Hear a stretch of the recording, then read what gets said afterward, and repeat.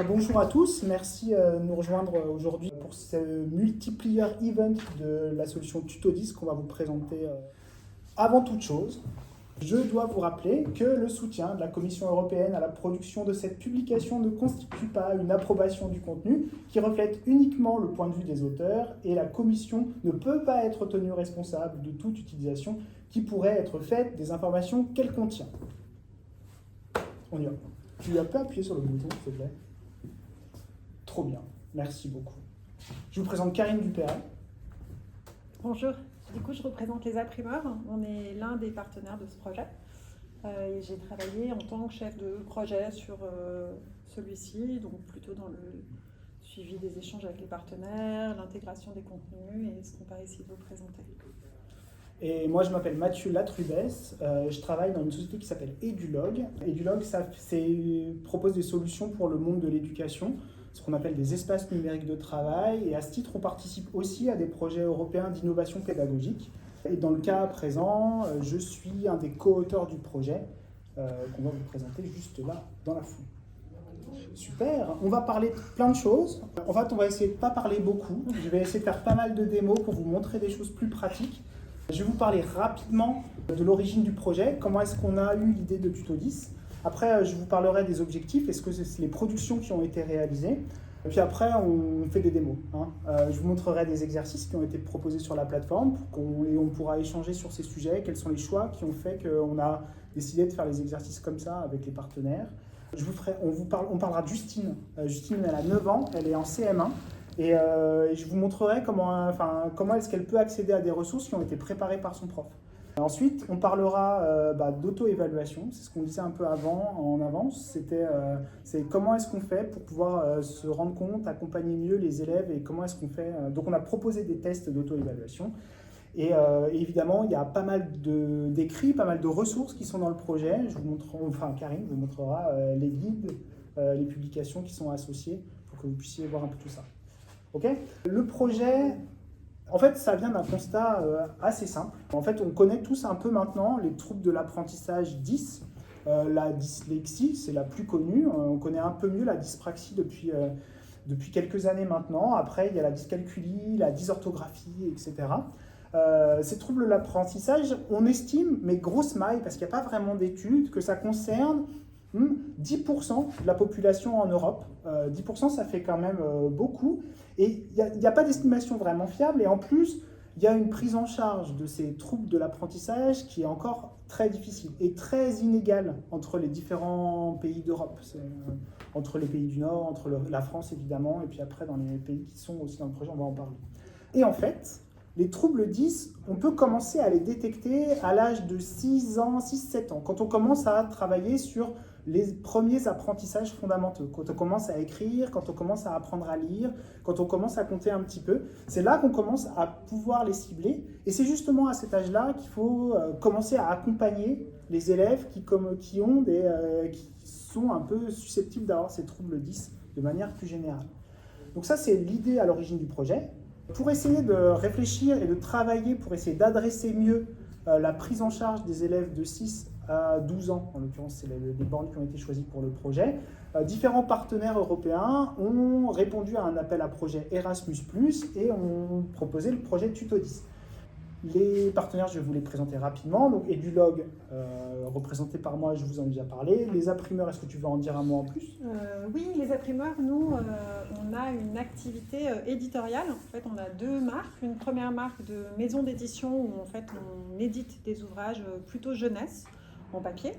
Et on a une seconde activité de projet autour de la lecture, l'accessibilité et l'accès au contenu en général.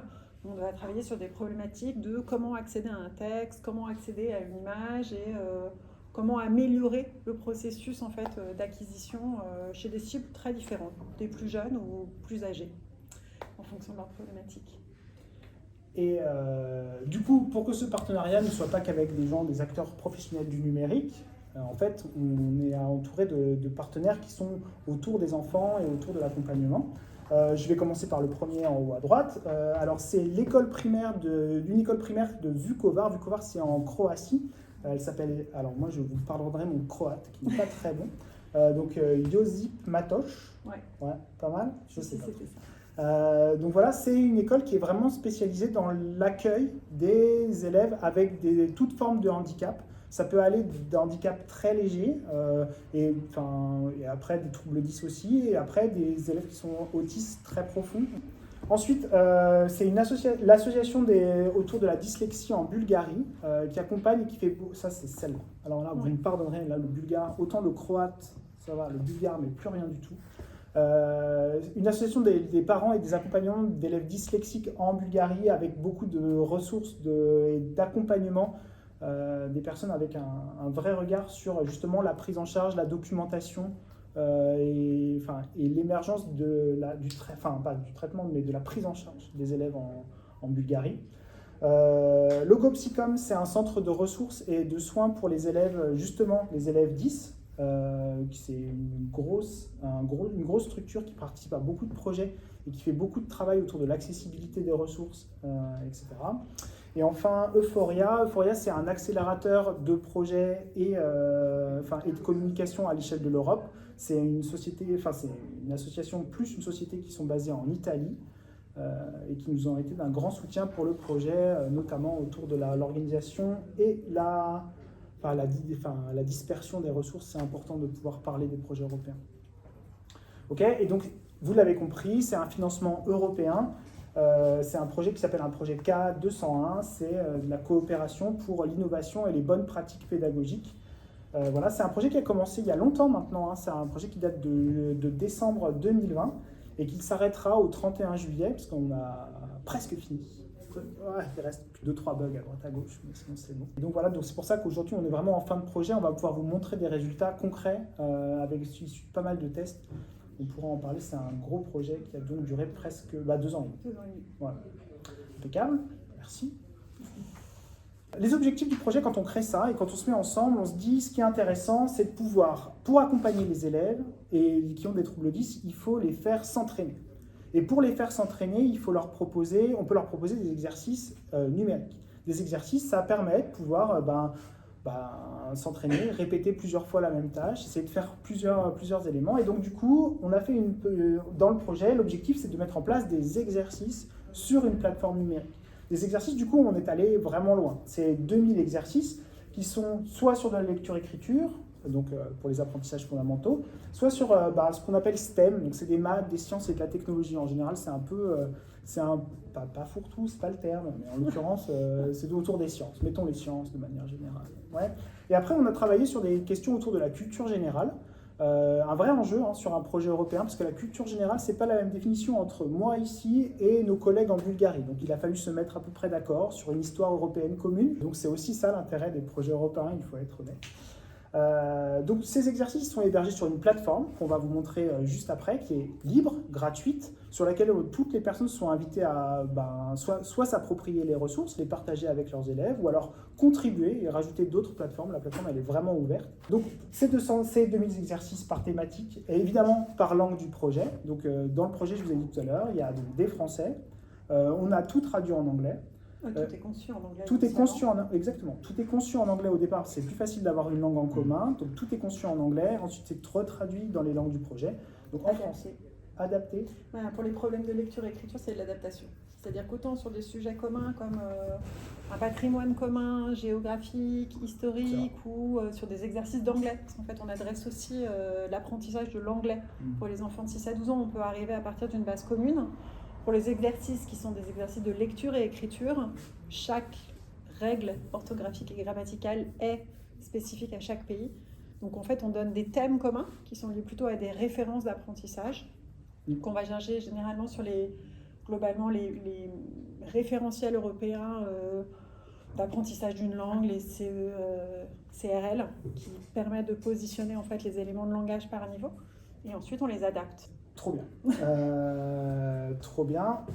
Donc tout ça, c'est hébergé sur un gros site internet, accessible gratuitement encore une fois, et donc dans tous les pays du projet. Et ensuite, sur cette plateforme, on a rajouté des outils d'auto-évaluation qu'on va vous montrer juste après. Et après, évidemment, des guides d'utilisation, des ressources que je vous disais tout à l'heure. Je vous l'ai dit, c'est en 5 langues, super.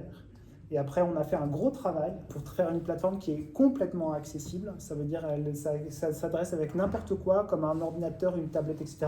Vous pouvez même y aller avec un smartphone, mais ce n'est pas vraiment l'idée. Parce que pour avoir des exercices et faire des exercices correctement, il faut avoir de la place. Et puis, là, c'est trop petit. Donc, il vaut mieux avoir une tablette et des choses comme ça. Après, tout est respectueux de tous les standards, les normes, etc. pour que ce soit vraiment le plus accessible possible. On verra dans la démo un peu. Si vous avez des difficultés à la lecture, on a de la lecture de texte, il y a pas mal de choses qui sont mises dessus directement. C'est que en site internet. Après, le site internet, il est en... Alors ça, c'est un peu technique, mais ça permet de... Vous pouvez le rajouter à votre écran d'accueil, et du coup, ça fait comme si c'était une application. Voilà, mais en revanche, il faut être connecté pour pouvoir accéder aux ressources. Il n'y a pas de fonctionnement hors ligne. Ouais. Alors c'est un peu, vous allez me juger, mais c'est pas grave. Moi je me disais probablement en Croatie ou en Bulgarie, ça va être compliqué pour les accès à Internet, etc. Et en fait, cette question-là, elle ne s'est pas du tout posée. Il faut savoir par exemple qu'en Croatie, sur les élèves qui à partir du moment où ils ont 6 ou 7 ans, je crois, on dit qu'ils ont tous une tablette, et qui n'est pas une tablette, c'est pas une tablette nulle, hein, c'est une tablette qui est capable largement de faire le nécessaire. Il y a beaucoup de financements européens pour mettre du Wi-Fi dans les écoles, etc. Et donc, en fait, ça va avec d'autres types de projets. Ouais, c'est pas tellement que la tablette, c'est qu'ils ont tous une adresse email élève. Ouais, en fait, ils rentrent dans un système scolaire où on leur attribue à leur entrée. Alors, leur système scolaire est un peu différent, mais quand ils rentrent à partir du primaire, là où ça devient obligatoire, ils n'ont pas le même système que nous sur la maternelle, on leur crée une adresse email qui va les suivre toute leur scolarité. En fait, ils ont linéarisé les adresses pour l'ensemble des enseignants-élèves. Donc en fait, ils savent qu'ils peuvent être suivis avec la même adresse qui leur appartient dès cette... Donc en fait, nous, on avait tous ces problèmes d'identification, où on ne savait pas trop comment on allait s'adresser aux élèves spécifiquement, et où en fait, finalement, ça a parfois été plus simple en termes de réflexion avec des partenaires où tous les élèves possèdent instantanément une adresse, que par exemple en France, où finalement, les enfants, avant 10-12 ans, il n'y a pas de modèle en fait. Donc, en tout cas, c'est pas mis en œuvre. Mais donc, après, c'est en effet une question, l'accès en hors ligne. Et là, dans le cadre du projet, nous, techniquement, on n'a pas pu aller aussi loin que ça. Enfin, du coup, si on peut parler un peu de ça pour aller un peu plus loin, aujourd'hui, il y a des standards qui permettent pour les exercices de pouvoir les transférer d'une plateforme à une autre. Parce qu'en fait, la question, elle est quasiment là. C'est de se dire, cette ressource, ce petit grain d'apprentissage, ce petit exercice-là, je devrais pouvoir le prendre et le mettre dans un parcours sur n'importe quelle autre plateforme, etc. Ça, il y a des standards internationaux qui sont en train de se mettre en place. Alors quand je dis sont en train de se mettre en place, ça fait longtemps qu'il y a des grosses assos et à l'échelle du monde entier pour essayer de vraiment faire en sorte de normaliser ça. La norme, elle s'appelle SCORM, S-C-O-R-M, je ne me souviens plus de ce que ça veut dire exactement, mais ça fait partie, c'est un énorme sujet. En fait, cette notion de réussir à prendre ça s'appelle des granules d'apprentissage, de réussir à les distribuer et qu'elles soient en ligne ou hors ligne, c'est une vraie question. Il n'y a pas que à l'échelle de l'Europe qu'on se le pose, c'est vraiment, c'est un vrai enjeu. Alors, dans un deuxième, le contrepoids de cette question-là pour l'application, c'est que nous, à partir du moment où on avait aussi un projet qui s'adressait aux 6-12, la version, en gros, sur ordinateur était obligatoire. C'est-à-dire qu'on a quand même, dans beaucoup d'établissements, alors dans certains pays, ils sont équipés en tablette, clairement, dans d'autres, pas du tout. La version sur ordinateur, elle était nécessaire. Donc pour nous, c'était notre première version d'accès. Ensuite, sur la version application, effectivement, on a travaillé sur une version iPad, parce qu'en fait, on sait que sur les 6-12, on a une utilisation, iPad ou tablette, mais on a une utilisation tablette. Très clairement, entre 6 et 12, il n'y a pas d'utilisation smartphone, en théorie. Cette version, globalement, elle s'adressait plutôt à des plateformes ordinateurs et tablettes. Et ensuite, réellement, pour des questions d'accès en fait, aux exercices, à partir du moment où notre cible, c'est déjà des élèves qui ont des difficultés d'accès au contenu, ça demande des constructions de mise en page qui deviennent extrêmement complexes en termes de mise en forme. Le smartphone, il est difficilement adressable dans ce cadre-là. Ou alors, il faudrait repenser d'autres exercices et d'autres contenus. Mais par rapport à nous, ce qui a été produit, vraiment, on savait le smartphone, en vrai, c'est pas le meilleur outil. Il existe, il est disponible, mais on sait que c'est pas le meilleur outil. 2000 exercices en 5 langues, lecture, écriture, mathématiques et sciences et culture générale. Et ce que je vous propose, c'est on a fait une sélection de quelques exercices et je vais vous montrer à quoi ça ressemble. Je me suis chez moi. Globalement, on a des modèles d'exercices, c'est-à-dire que nous, on a créé des modèles initialement, donc on a choisi des types d'exercices, et ensuite, ces types d'exercices, on les a remplis en fonction des matières. La façon dont on a construit ces exercices, c'est qu'on les a divisés. En fait, si on suivait les programmes scolaires, c'était un tout petit peu compliqué, donc on a plutôt mis des niveaux. Ces niveaux ont été discutés beaucoup en mathématiques et en sciences. On n'a vraiment pas les mêmes apprentissages, typiquement que la Bulgarie, qui est bien plus en avance en fait que la France sur les apprentissages mathématiques pour le primaire. Mais on a ajusté. Du coup, les catégories, vous verrez ça par la suite, mais les catégories ne sont pas tellement en termes de niveau. L'idée, ce n'était pas non plus d'identifier les élèves par rapport à un niveau. On ne les adresse pas en tant que CE1. On va les adresser en tant que ressources, par exemple, entre 6 et 8. C'est-à-dire que globalement, ils peuvent être en fonction de leur âge, de leur retard, etc. L'idée, ce n'est pas non plus de les stigmatiser dans une progression qui soit plus lente. Donc en fait, on a ajusté ça par type d'âge. On en reparlera derrière. Comme de toute façon, le principe de cette plateforme, c'est d'adresser des contenus à une classe ou à un élève. En fait, on peut venir les piocher n'importe où dans la base de données pour les donner spécifiquement. Bon, un exercice facile pour commencer. Qu'est-ce qu'on en pense? Donc ça, c'est un exercice de mathématiques. Il est sur la théorie 9-10, l'air de rien. Voilà. Parce que je sais, je dis l'air de rien parce que moi, j'ai galéré. Donc voilà. Le principe donc c'est des exercices qui, là, en l'occurrence, ça permet de faire des éléments avec des questions à choix multiples, en l'occurrence avec des validations. Juste, ce qui réfléchit, ce sur quoi on a réfléchi pour faire ces exercices-là, c'est que c'est complètement accessible au clavier, tac, et c'est 3, ça je sais quand même, tac. Du coup, le principe, c'est des exercices qu'on peut faire. Alors, cet exercice, on s'est beaucoup posé la question, c'est pas des exercices qui sont en temps chronométré, sauf quelques exceptions. Donc, dans ces cas-là, c'est clairement indiqué, mais il y a assez peu d'exercices en temps chronométré. Parce que l'objectif, c'est de prendre le temps, de pouvoir réfléchir, voilà. C'est aussi de prendre le temps de se tromper, voilà. Parce que là, c'est clairement, il y en a un qui est pas bon, je vois bien. Et l'objectif, c'est de faire des choses comme ça et puis de réessayer jusqu'à ce qu'on puisse y aller. Alors ça a vraiment été un des éléments dès le départ. On a décidé qu'en fait, il n'y avait pas de... Tu voulais l'aborder plus tard? Non, j'ai gagné. C'est pour ça que j'étais... On a décidé qu'on ne voulait pas avoir un système de validation-sanction. En fait, le principe du numérique, globalement, c'est de pouvoir recommencer aussi souvent qu'on le veut, puisqu'en fait, contrairement à un enseignant ou à un parent, il n'y a pas de lassitude. Donc en fait, autant utiliser cet avantage-là pour permettre une autocorrection systématique si nécessaire. Ouais, comment vous gérez la périodicité, enfin le temps de présence sur l'outil, c'est complètement, dans votre imagination, dans votre objectif, c'est complètement libre? C'est une excellente question. Le principe, nous, on s'est dit, donc on met pas de temporisation qui va arrêter les choses, par contre, on chronomètre. Voilà, cette information-là, après, le prof, l'enseignant ou le parent ou le spécialiste qui va avec peut choisir de s'y attarder ou pas.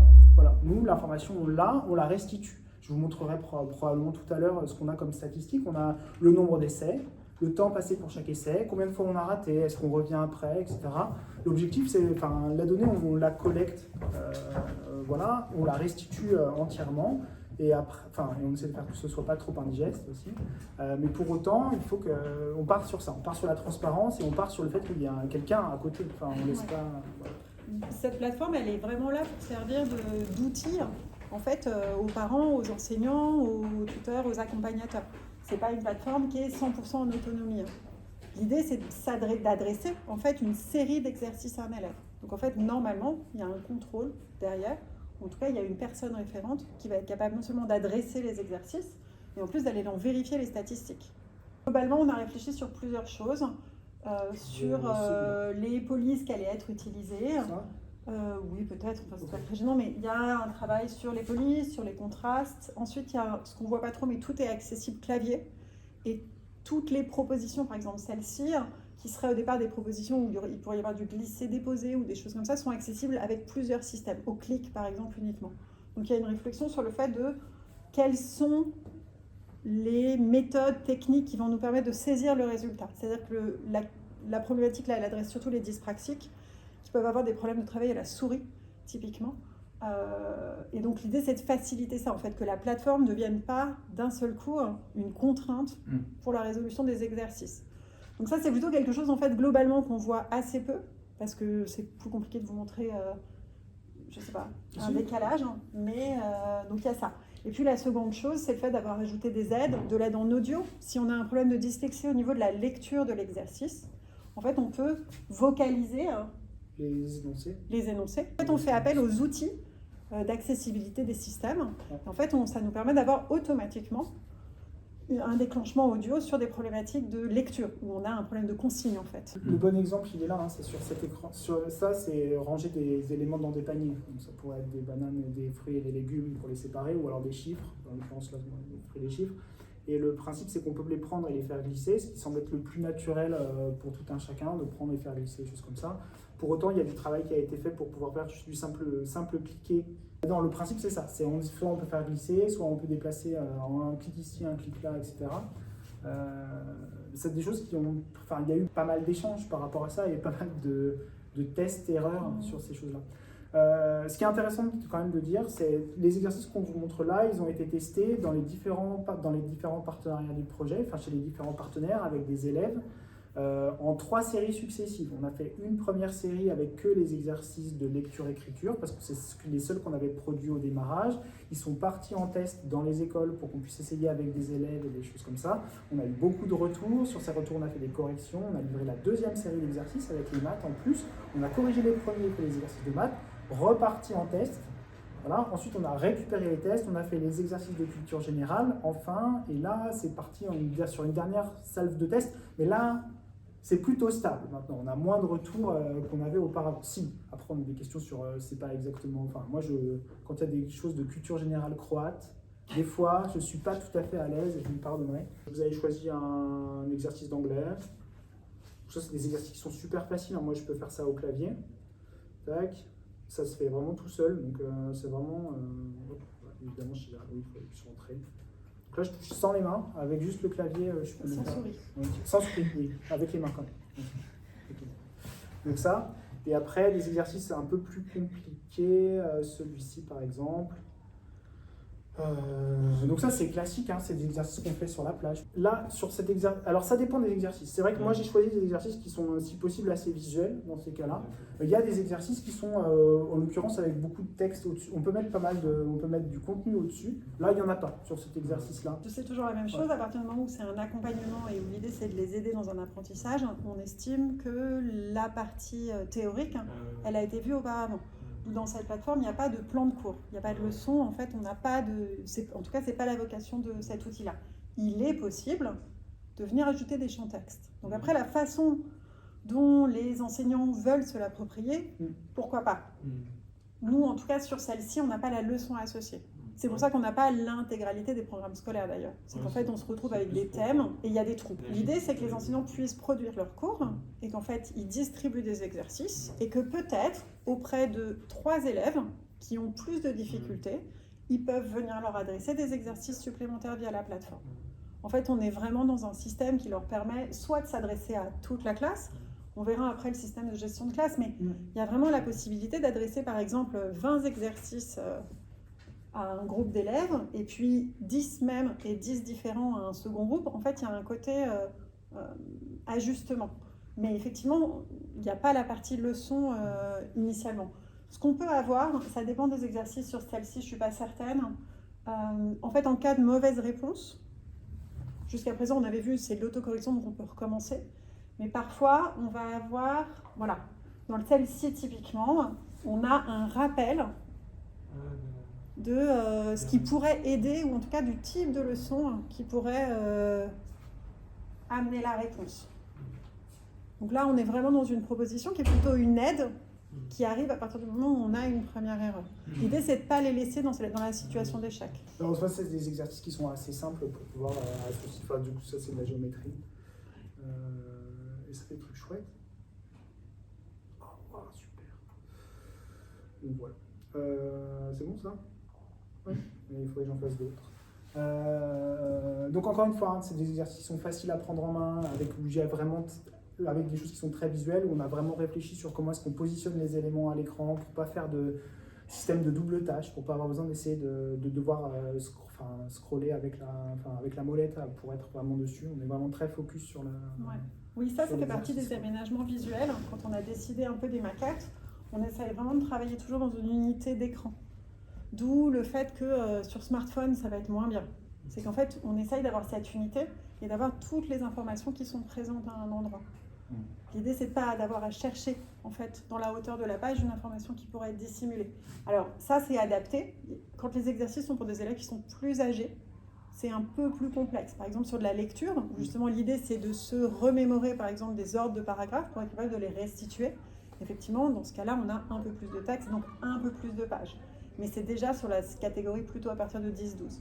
Sur les plus jeunes, on a fait très attention à cette unité visuelle dans un espace fermé. Moi, ce que je préfère, c'est parler directement avec des Italiens. Dans les faits.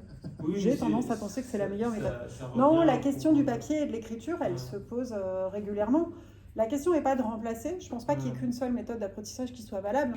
Ce que nous, on trouve intéressant dans l'idée de cette plateforme et de ces exercices, mais c'est un peu ce que j'essayais de vous dire avant, c'est que l'informatique n'a pas d'affect sur le résultat. Si nous, on n'en ajoute pas dans cette plateforme, c'est-à-dire qu'il n'y a pas de système de validation ou non-validation, il n'y a pas de système de « Hey, tu rates, mais c'est con, tu n'as que 3 étoiles au lieu de, je sais pas, 12 ». En fait, il n'y a pas de pénalisation. Et surtout, il y a ce système de recommence autant que tu veux. Donc, ce système de progression par soi-même. Et si, en fait, il a envie d'y retourner, il y retourne. Ça ne change pas toutes les méthodes d'apprentissage, mais c'est ce que le numérique permet de faire. En fait, c'est vraiment ça. Comment est-ce qu'on utilise le numérique pour ses qualités, indépendamment de le comparer avec ce qui serait possible de faire sur d'autres outils. Ce qui se passe, c'est que de toute façon, l'apprentissage, il vient de méthodes complémentaires. Il vient d'applications dans la vie réelle, il vient d'exercices, il vient d'une leçon, il vient d'un dialogue, il vient d'une mise en situation. Donc, c'est une proposition d'exercice. Et Mathieu aime bien cet exercice. Moi, j'aime bien cet exercice, voilà, c'est tout.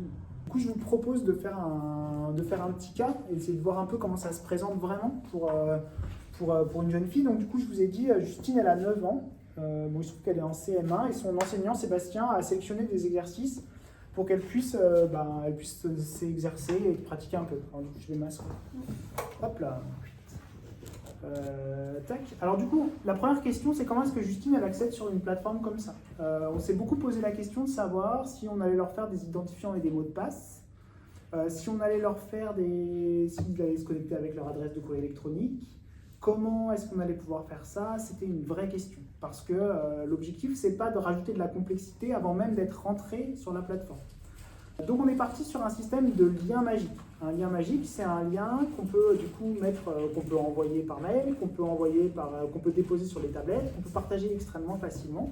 On peut même mettre en QR code, c'est possible. Comme ça, on a un QR code, on prend la photo et ça met les choses sur la tablette. Typiquement, ça c'est des choses qu'on peut faire. Voilà. Et donc ce lien magique là, moi j'en ai un, donc je l'ai mis là.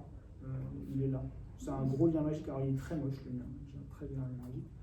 Et donc, comme ça, je vais prendre là et puis je vais cliquer dessus. Mais ce qu'il faut se dire, c'est qu'avec ce lien magique, en fait, je clique simplement sur le lien qu'on m'a envoyé par mail ou qu'on m'a envoyé par message, etc.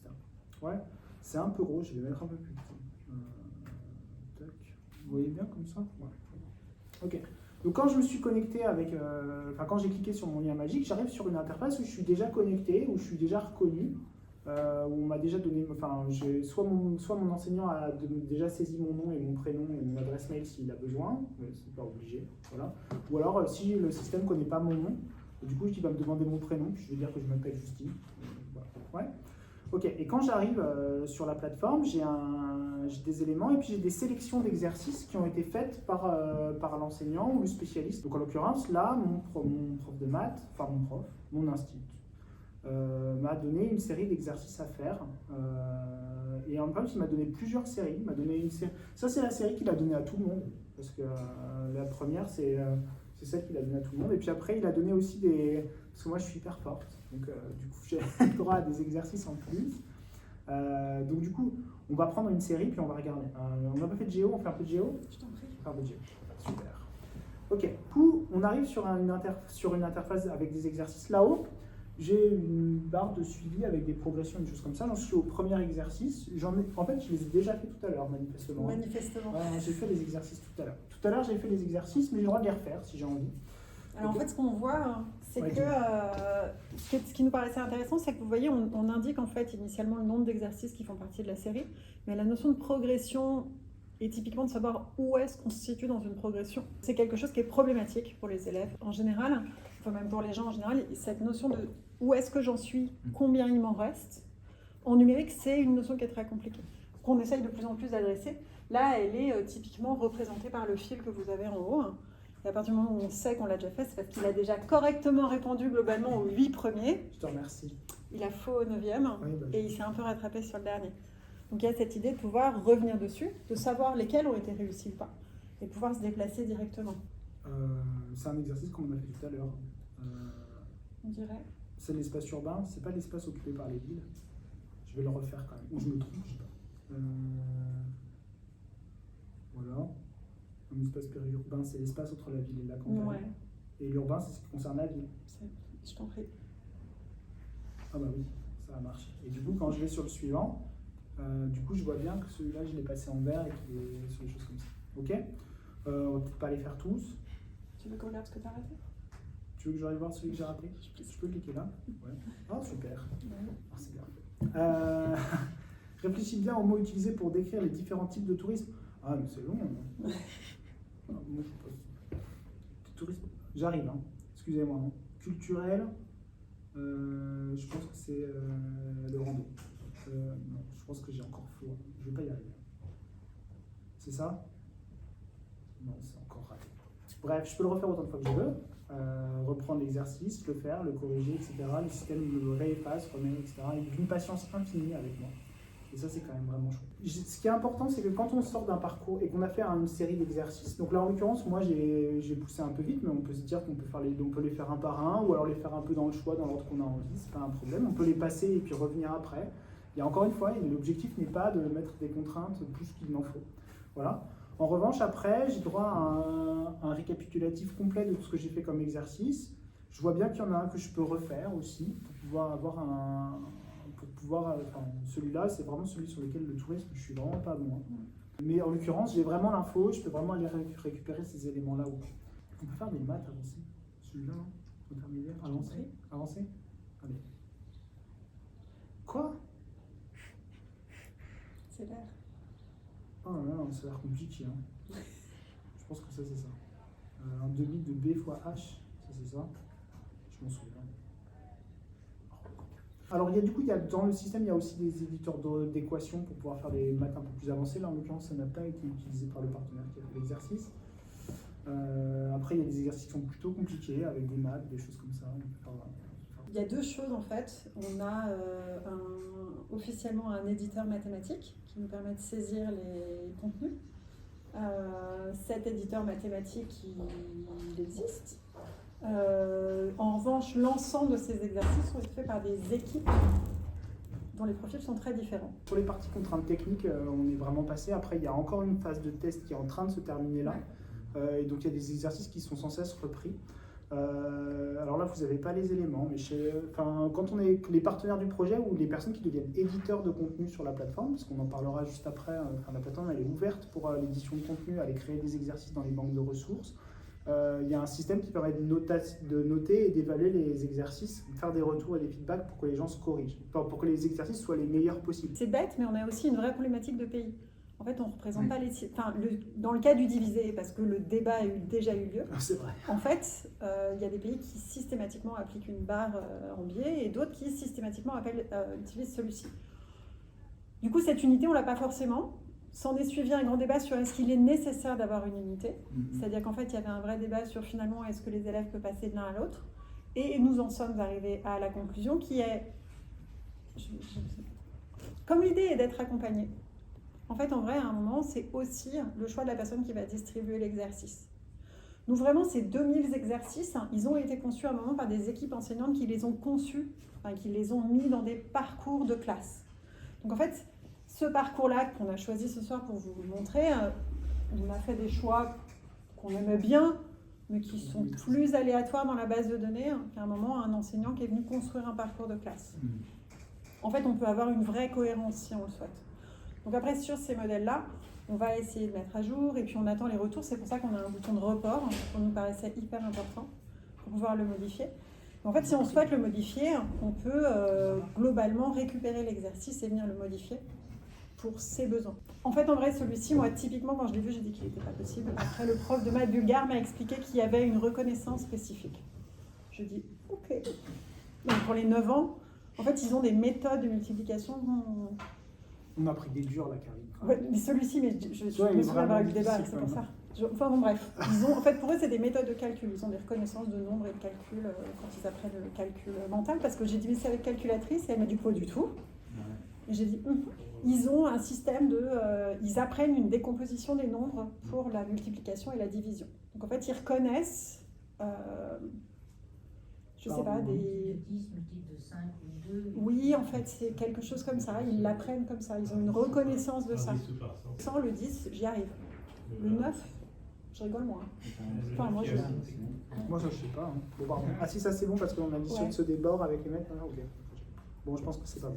Voilà, ça c'est aussi l'autre chose, c'est que l'idée quand il manque des réponses, l'idée c'est pas de dire qu'on a faux ou juste, c'est un peu toujours le même système, mais en fait il y a cette idée de dire hey, peut-être que tu n'as pas tout cherché.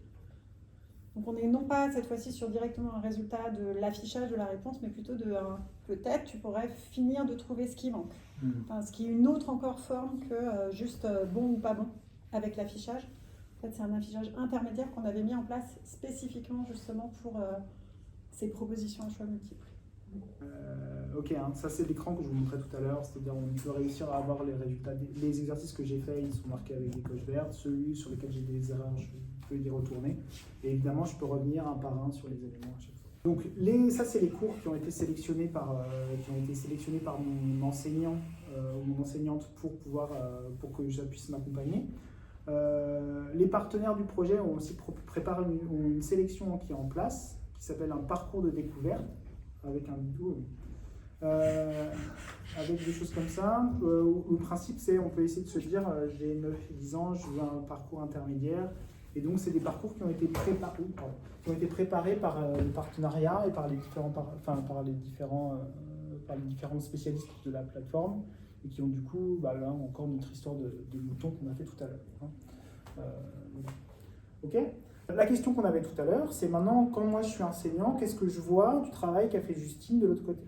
Donc ce qu'on va faire, c'est que je vais juste fermer ça, je vais me déconnecter et je vais aller voir. Alors, du coup, je vous fais un petit tour. Hein, quand on est sur Tuto 10, alors du coup, je vous montrerai tout à l'heure. Ça, c'est le site internet tuto10.eu qui est disponible sur internet, accessible et gratuitement.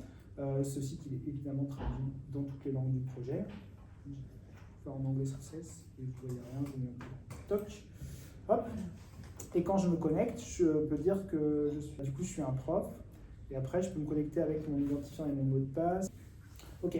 Donc là, quand j'arrive en tant qu'enseignant, j'ai un tableau de bord complet avec, je peux créer une ou plusieurs classes. Donc moi, je vais aller sur le bouton éditer ma classe.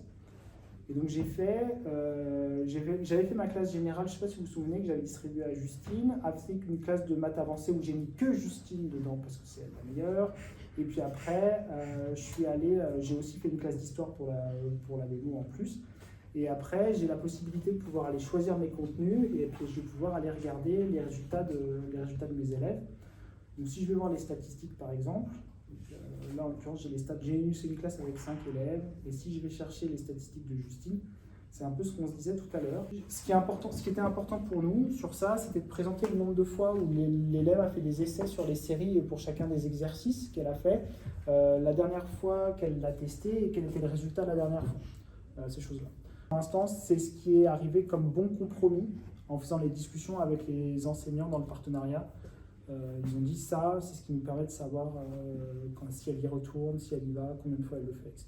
Je vous montrerai tout à l'heure, de toute façon, on a la possibilité de faire des exercices, on aura des posts, donc on peut vous montrer comment on fait pour créer comment est-ce qu'on sélectionne les exercices, comment est-ce qu'on va piocher dans le catalogue pour préparer les exercices qui vont bien, comment est-ce qu'on utilise les parcours, tous les parcours qui sont déjà été préparés par les partenaires et comment est-ce qu'on fait pour les adapter, ça je peux vous montrer plus en détail si vous souhaitez. Pour être très honnête avec vous, ça fait partie des choses qu'on a beaucoup débattues avec les partenaires du projet. Au départ, on avait fait un super écran avec des tonnes de stats dans tous les sens parce qu'on avait des mecs à lunettes, donc comme ça.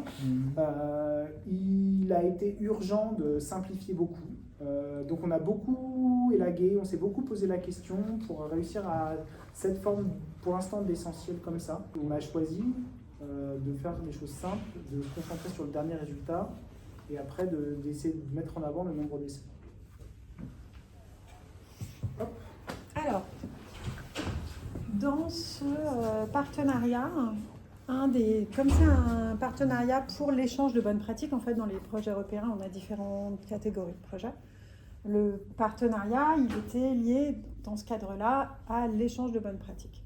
Cet échange de bonnes pratiques, il y a vraiment cette idée de pouvoir, depuis un pays, disons qu'il y a des pays qui sont émetteurs de ressources et puis des pays qui sont receveurs. Et dans un partenariat stratégique, on essaye de mélanger en fait, ces informations. C'est-à-dire que nous, on reçoit des connaissances de l'équipe bulgare et de son association pour la dyslexie.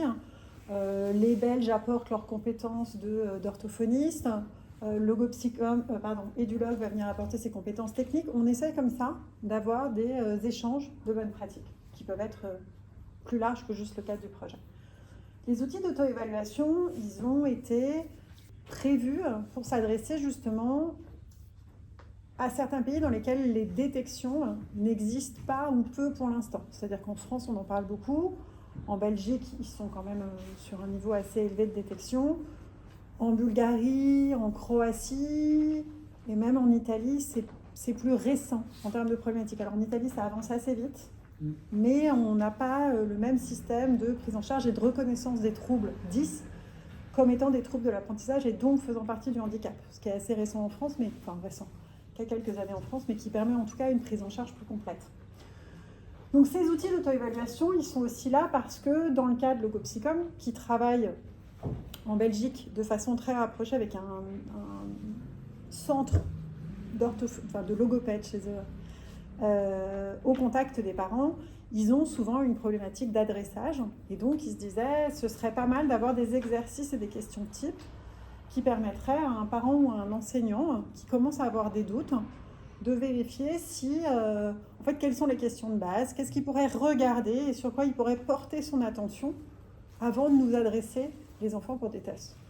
Donc ça ne remplace pas des tests médicaux, ce n'est pas le but, mais l'idée c'est de commencer à avoir en tout cas un focus un peu plus spécifique sur quels sont les signes qui potentiellement sont des signes qui montrent qu'il pourrait y avoir en tout cas un souci d'apprentissage.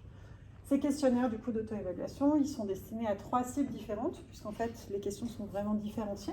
Un questionnaire pour les parents, qui est vraiment basé plutôt sur un regard parental, donc sur comment vos enfants se sentent en fait, comment est-ce que vous les voyez le soir. Des questions enseignants qui sont plus spécifiques et qui sont déjà beaucoup plus orientées vers une pratique en classe. Et puis des questionnaires pour les élèves. Les questionnaires pour les élèves ont été simplifiés, je vous montrerai, et ils ont été adaptés par tranche d'âge. Donc on a vraiment un nombre de questions qui n'est pas le même. On part du principe que si on est déjà sur des élèves qui ont des difficultés à s'intégrer dans un système, c'est pas la peine de leur coller 40 questions quand ils ont 6 ans. Enfin, donc en fait, on a adapté globalement ça. Le questionnaire des parents, je vous montrerai après. Donc le questionnaire des parents, il comporte 60 questions. Ces questionnaires, ils ont vraiment été rédigés par l'équipe le centre s'appelle le centre Trajectoire. Donc, ils ont été validés en tout cas par cette équipe. Et on aborde des sujets comme le langage, comment est-ce que votre enfant parle, comment est-ce qu'il restitue une information, quelles sont ses capacités de mémorisation, son habileté, est-ce qu'en fait il a besoin d'aide encore pour faire ses lacets par exemple à 10 ans, est-ce qu'il se repère dans un environnement spatio-temporel, est-ce qu'il se perd, est-ce qu'il est capable de lire l'heure, des choses qui sont en fait des signes un peu qui nous permettent de savoir comment les enfants évoluent. Le questionnaire enseignant, alors là on est beaucoup plus sur les apprentissages, il va y avoir des choses autour de l'écriture, puisque autant un parent en fait, ne voit qu'un seul enfant, donc juger la qualité de l'écriture pour un parent c'est compliqué, il a un avis qui est complètement subjectif. Il est génial. Ou pas, mais en tout cas, il est forcément lié qu'à sa propre expérience. Un enseignant, on peut se permettre de lui demander en fait s'il juge l'écriture, en tout cas dans la moyenne attendue ou pas. Donc on a vraiment un truc autour de ça aussi. L'idée, c'est de les accompagner, c'est de dire aux enseignants, en fait, il y a des questions types, vous ne pourrez pas répondre à tout, mais en tout cas, on peut vous accompagner un peu dans cette détection si vous avez un doute. Et puis enfin, les questionnaires enfants. Et autant sur les questionnaires parents et enseignants, on a en fait des fourchettes En gros, un peu, beaucoup, parfois, quelque chose comme ça. Sur les questionnaires élèves, du coup, on répond en fait par ressenti. Est-ce qu'en fait, ils sont d'accord avec l'affirmation ou est-ce qu'au contraire, ils ne sont pas d'accord avec l'affirmation? Et eux, ils ont des exercices en plus, qui ont été issus de la base de données, qui sont des exercices vraiment spécifiques, parfois même qui ont été créés spécifiquement pour le questionnaire. Donc justement, on va leur demander des choses un peu trucs, sur comment, pour vérifier s'ils ont ces problématiques. De la différenciation syllabique par exemple, ou justement de la lecture avec du mot à mot. Qu'on arrive à voir si l'élève il a vraiment des difficultés sur des points justement, la double tâche, avoir plusieurs consignes en même temps ou des consignes contraires à l'intérieur d'un même exercice, qui sont des bons indicateurs pour voir si l'élève se perd vite ou pas. Typiquement, le fait d'avoir une première question dans un sens et une deuxième qui en fait contredit, contredit pas mais qui vient limiter le champ, ils ont plus de mal. Comment on y va sur ces questionnaires alors, ces questionnaires, ils sont disponibles depuis le site internet tutodis.eu. Super. Tout en français, c'est toujours bien. Je les porte toujours en anglais. Pas de choix. Ce serait pas là, peut-être? Et du coup, on a accès aux différents types de questionnaires. Ok. C'est des ressources qui sont libres, gratuites, sur lesquelles tout un chacun peut se connecter. Il n'y a pas besoin d'avoir un compte, quoi que ce soit. T'en vois un particulier? Professeur ou enfant de 6 à 8. Celui-là? En fait, oui, les questionnaires, oui, si tu veux. Les questionnaires sont différents. Donc, après, il y a vraiment cette idée de s'adresser à eux. Voilà, donc de leur expliquer, utiliser les smileys. Ce n'est pas un exercice pour vérifier tes connaissances. On n'est pas dans un devoir, en fait, c'est pas un contrôle. C'est plutôt de savoir comment est-ce que tu te sens par rapport à ces éléments. Et je manque de temps pour terminer les exercices, bon bref, on a compris. Pour les élèves, et je pense que le suivant, c'est un exercice. C'est vrai? Celui-là? Ouais. Donc celui-ci, c'est un des exercices un peu compliqués justement, qui consiste à créer un nouveau mot à partir de la première syllabe du premier mot, de la deuxième syllabe du deuxième et de la troisième du troisième. Ce qui n'est pas la première des 3 mots, ce que tout le monde avait déjà fait dans cette pièce. Parce qu'en général, les gens lisent jusque-là. Ouais. Et là, tout le monde dit « ouais, super facile, ça fait topopa ». Et en fait, pas du tout, puisqu'en fait, il s'agit de prendre la première, puis la deuxième, puis la troisième. Et en fait, ça, c'est de la consigne, justement, les consignes sont les unes à la suite des autres dans la même phrase. Et donc, typiquement, pour un élève qui a du mal dans le repérage de la consigne, globalement, il va voir la première série. Si on voulait insister, il y aurait un travail sur la mise en page avec le fait de séparer réellement les consignes en ligne à ligne. Donc, en fait, c'est ce qu'on va observer. C'est bien. Hop. Du coup, ça devrait être Tolissol, oui, absolument. Je peux ne pas le faire. Parce que j'ai des gens que je connais qui vont me juger après. Tu peux passer si tu veux. Merci, c'est sympa. Donc, c'est le même système. La question n'est pas tellement de savoir s'ils réussissent ou pas. La question est de savoir comment ils se sentent dans cet exercice. Puisqu'en fait, comme il y a toujours ce système de répéter l'exercice jusqu'à ce qu'on y joue, en fait, ce qui est important pour nous, c'est de savoir est-ce que ça a été super dur ou pas. C'est du ressenti. Donc ça, c'est le questionnaire enfant qui mélange un peu les deux. Donc les enfants de 6 à 8, il y a une douzaine de questions. C'est précisé en fait dans l'entête, je ne sais plus où est la première page, mais en fait on annonce dès le départ le nombre de questions pour les enfants qui ne se retrouvent pas combien de temps ça dure. Parce que c'est long pour tout le monde. Pour les parents et les enseignants, globalement il y a vraiment ça. En fait des choses qui sont plus spécifiques. Est-ce qu'ils utilisent des gestes plutôt que des mots? Alors, vous le voyez en anglais, c'est une question de... C'est son ordinateur. Donc en vrai, il est normalement en français pour la plupart des Français. Voilà. Et donc voilà, là on répond, on a enlevé les emojis et on a cette question de répétition. À la fin de cette auto-évaluation, on a une restitution. Enseignants, il y en a pas mal. Je crois que c'est 50 enseignants. Oui, bah je sais. Je l'ai. Bouge pas. Non, mais c'est pas très grave. Meuble, Karine.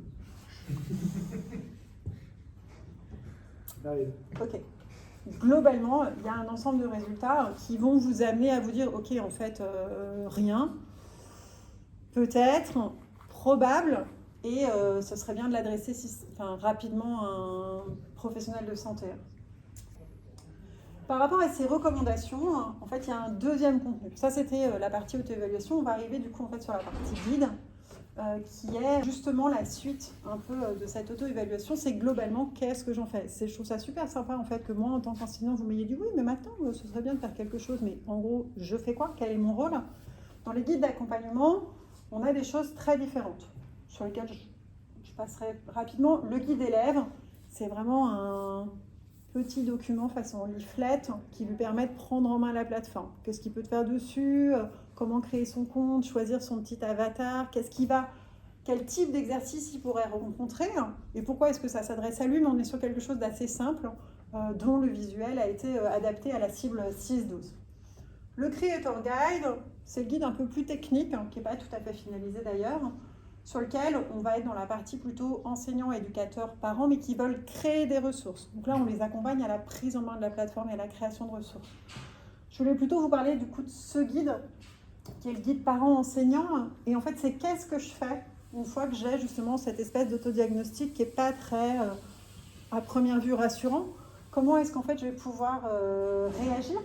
D'abord une présentation des troubles pour être capable d'utiliser les bons mots, les bons vocabulaires, et puis aussi dédramatiser la situation. En fait, c'est des troubles qui sont connus et reconnus et qui sont étudiés, sur lesquels il y a des études, sur lesquels il y a des outils. En fait, on commence à travailler là-dessus.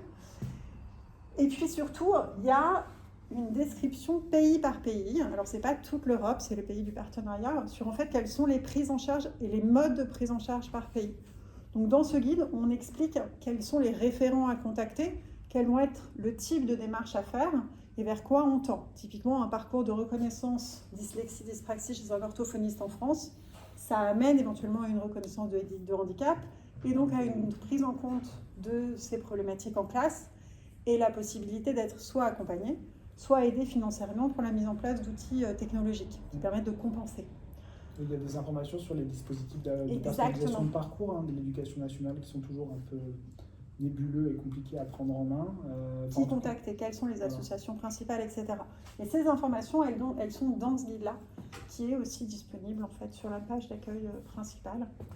Alors, il y a des... Est-ce qu'il y a une prise en charge de ces différentes méthodes? Je ne suis pas certaine qu'on rentre dans le détail sur les différents types d'apprentissage. Je sais qu'on a vraiment, on pourrait l'ouvrir si vous voulez, pour regarder au moins le sommaire. On a toute une première partie sur les troubles de l'apprentissage, la seconde partie sur la façon dont ils sont accompagnés et la troisième partie qui traite justement de la façon dont nous, on a souhaité adapter la plateforme par rapport à ces problématiques. Tout le parcours d'accompagnement. Ça, c'est le travail qui est fait avec soit les orthophonistes, soit effectivement les psychothérapeutes qui vont travailler sur ces manques-là, parce qu'ils vont les détecter par des tests qui sont plus poussés et plus spécifiques. Mais eux, ils travaillent comme ça. En fait, c'est ce qu'ils repèrent chez les enfants, et c'est sur ces modules-là qu'ils leur apprennent à compenser. Nous, ce qu'on peut faire, c'est de dire éventuellement, on vous a rajouté un bouton audio qui lit la consigne si vous avez un problème de lecture. C'est vrai qu'après, par la plateforme, en fait, on ne peut pas identifier exactement le type qui serait spécifique à chaque enfant. On fait des propositions. Donc, à votre disposition juste après, mais avant ça, quand même, il fallait que je vous remercie. Donc, merci beaucoup d'être venu à cette présentation. Nos équipes, elles sont disponibles du coup pour discuter avec vous. Le site internet est d'ores et déjà en ligne. La plateforme qu'on vous a montrée, elle existe. Encore une fois, tout ça c'est libre, gratuit et vraiment à votre disposition. Notre propos, c'est, ces ressources-là, c'est qu'elles soient partagées au maximum. Donc gardez ça dans vos favoris. Tuto10.eu. Impeccable, merci beaucoup. Merci à vous. Et puis après, je vous propose, on ira boire un petit coup. Yes. Merci beaucoup. Merci. Ouais.